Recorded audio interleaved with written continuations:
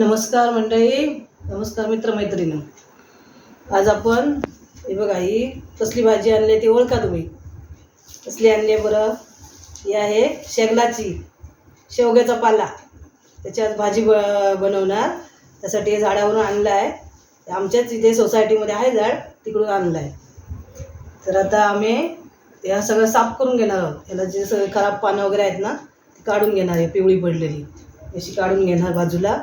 आणि ही पानं जी आहेत कवळी पानं, जास्त जून नाही घ्यायचं, कवळी कवळी पानं घ्यायची आणि ती सगळी एक एक अशी काढून घ्यायची. अशी हाताने कशी काढायची ते दाखवते ना.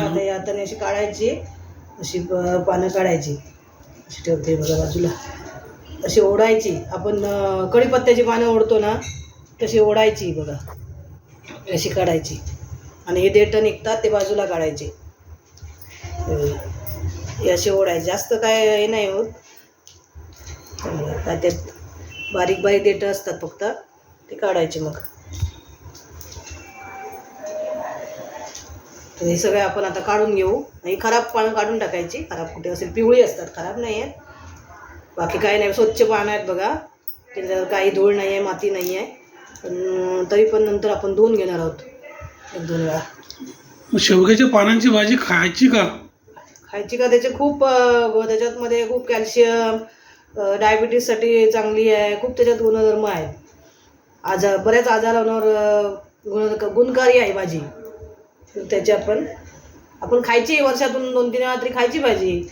आणि तशी ते भाजीला आपल्याकडे गोकुळाष्टमीला करतात आणि गौरी पूजनाला, गौरी विसर्जनाला करतात. पूजनाला म्हणजे विसर्जनाला करतात.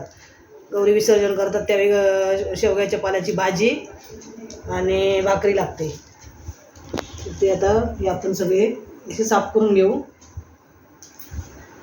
बघा, ही आता आपण अशी साफ करतो भाजी.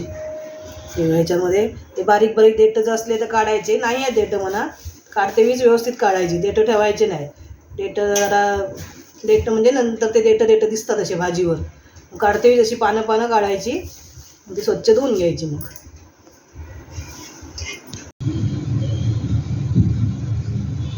हे बघा, ही आता आपण भाजी साफ करून घेतलेली आहे. शेवग्याच्या पाला ती आता आपण भाजी धुवून घेऊ. स्वच्छ 2 वेळा धुवून घेऊ.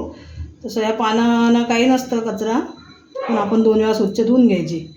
असे देठं वगैरे बारीक असतात, ते खाली बसतात म्हणून. चल तर आपण धुवून घेऊया.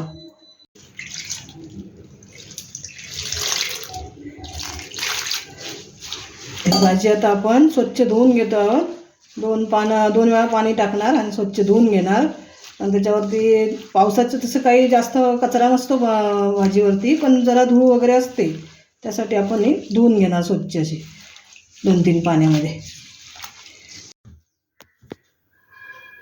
हे बघा, ही आता मी भाजी स्वच्छ धुवून घेतली 2-3 पाण्याने. मग आता ही स्वच्छ झाली आहे. ही तर भाजी धुवून का घ्यायची, तर ते बारीक बारीक देठं असतात, ते पाण्यात खाली बसतात. बाकी तसं या भाजीला काही कचरा नसतो, कारण ही झाडावर असते. बाकीची पालेभाजी कशी जमिनीवर असते, त्यामुळे त्याला कचरा जास्त असतो बाकीच्या पालेभाजींना. ह्याला काही कचरा नव्हता तरी, पण मी धुवून घेतली 2 वेळा. आता ही आपण बारीक चिरूया. तर ही आमची विळीवर चिरते मी.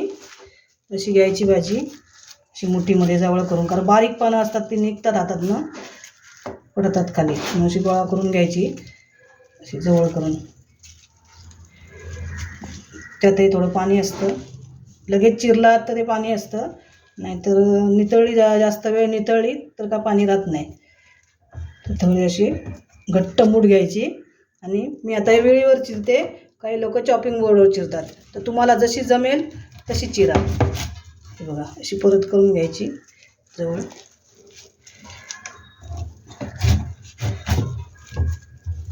आणि अशी बारीक चिरून घ्यायची. मला वेळीची सवय आहे, त्यामुळे मला काही चॉपिंग बोर्डवर भाज्या चिरायला जमत नाही. तर मी सगळ्या भाज्या ह्याच्या वेळीवरच चिरते.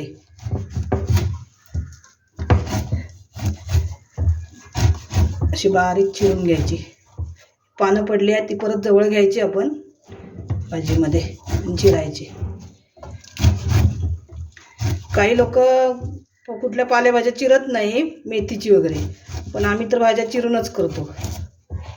कारण चिरण्याची चव वेगळी लागते आणि अख्खे शिजवतात त्याची वेगळी लागते. तर ही अशी बारीक आता मी सगळी चिरून घेणार आहे. बरं, अजून बारीक हवी तर तुम्हाला अजून बारीकही चिरू शकता, पण जास्त ही भाजी जास्त बारीक चिरायची गरज नाही आहे. शिजल्यानंतर ती हां, जवळ येते ना, एकदम बारीक होते. एकदम आता दिसते जास्त, पण शिजल्यानंतर कमी होते एकदम. अशी भाजी आळते ती. त्यामुळे ही पानं नंतर अशी याच्या भाजीमध्ये खाली पडलेली नंतर चिरून घ्यायची अशी बारीक पानं. आम्हाला बारीक लागते कुठली भाजी बारीक चिरलेली, त्यामुळे परत अशी चिरतो आम्ही.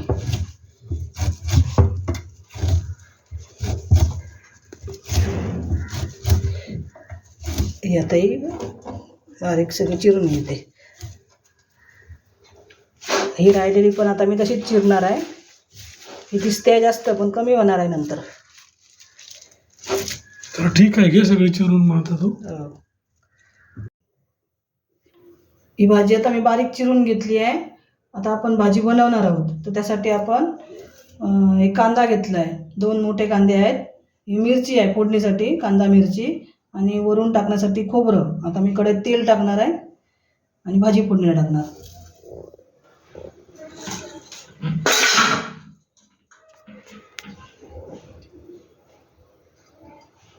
तेल जरा जास्त टाकायचं, कारण या भाजीला तेल जरा जास्त लागतं.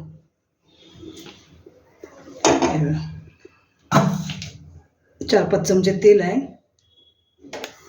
कारण पालेभाजीला, कुठल्याही पालेभाजीला तेल जरा जास्त असेल तरच चव लागते भाजीला. आता आपण त्यात मिरची टाकणार आहे. हे 4-5 मिरची आहेत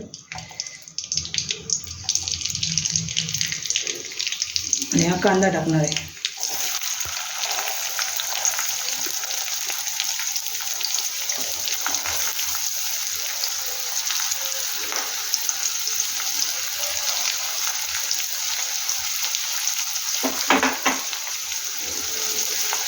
कांदा जरा चांगला भाजू दे फोडणीमध्ये.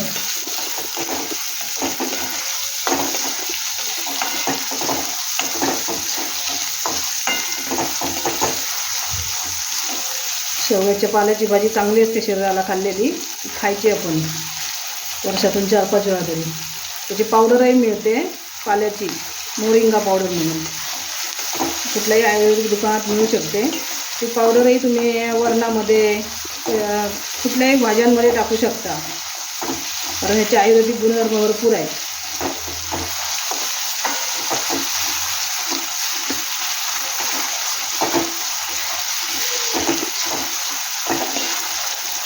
कांदा जरा शिजू द्यायच्यामध्ये. आता कांदा शिजलेला आहे बघा, लाल थोडासा होत आला आहे. जास्त नाही लाल करायचा, पालेभाजीचा कांदा जास्त लाल नाही करायचा. कांदा थोडा मऊ झाला की त्याला आता भाजी टाकणार. हा झाला, चांगला झालेला आहे. मी आता त्यात भाजी टाकते.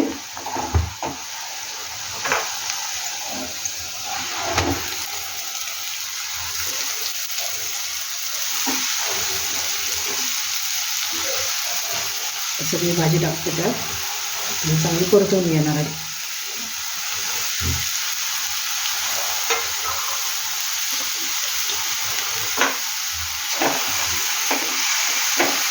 या भाजीवर झाकण नाही ठेवायचं, कारण याचा थोडासा उग्र वास असतो भाजीला, थोडासा पानाचा वास असतो. त्यामुळे तो वास जाण्यासाठी भाजी अशी उघडीच शिजवायची, झाकण न ठेवता.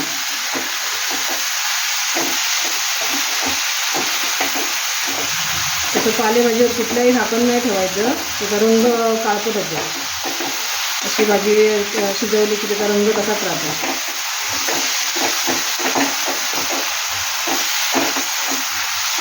बघा आता तेवढी दिसत होती आणि आता कमी होत चालली बघा. आता आपण यात मीठ टाकणार आहे.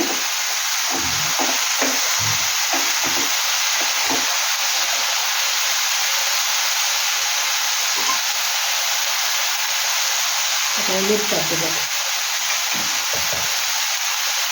मस्त आपण परत चांगली एकजीव करून घ्यायची आणि जरा बारीक गॅस करून ती शिजवून घ्यायची.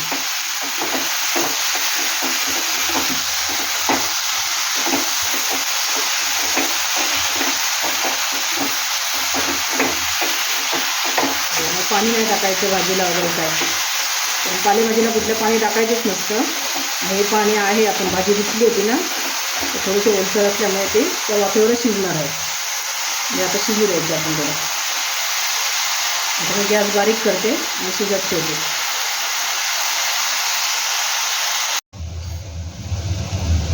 आता ही भाजी शिजत आली आहे, ऑलमोस्ट झालीच आहे. मी जराशी किंचित हळद टाकते, ऑप्शनल आहे, हळद पाहिजे असेल तरच टाका, पालेभाज्या तशी टाकत नाही. पण ही चांगली दिसण्यासाठी मी जराशी किंचित हळद टाकली. आता एकजीव करून घेते चांगली. त्यात खोबरं टाकते. हळदीने थोडासा रंग चेंज होतो, बाकी काही नाही. आता याचं सगळं पाणी आटलेलं आहे आणि भाजी पण शिजलेली आहे. आता आपण त्यात खोबरं टाकू, मग भाजी तयार.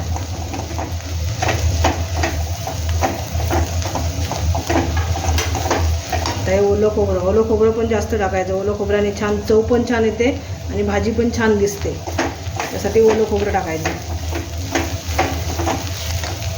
आता हे सगळं मी ओलं खोबरं टाकते.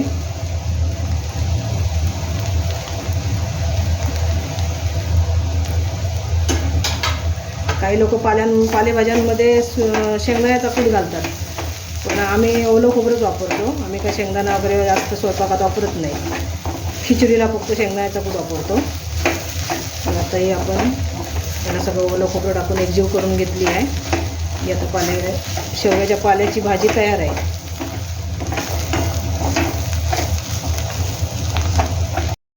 बघा मित्रांनो, बहुगुणी शेवग्याच्या पानांची भाजी तयार झालेली आहे. ही रेसिपी तुम्हाला आवडली असेल तर आमच्या चॅनलला लाईक, शेअर, सबस्क्राईब करा. आणि मित्रांनो, ही रेसिपी तुम्ही करून बघा आणि आम्हाला कमेंट करून कळवा कशी झाली आहे ती. तर मित्रांनो, हा व्हिडिओ बघितल्याबद्दल खूप खूप धन्यवाद आपले.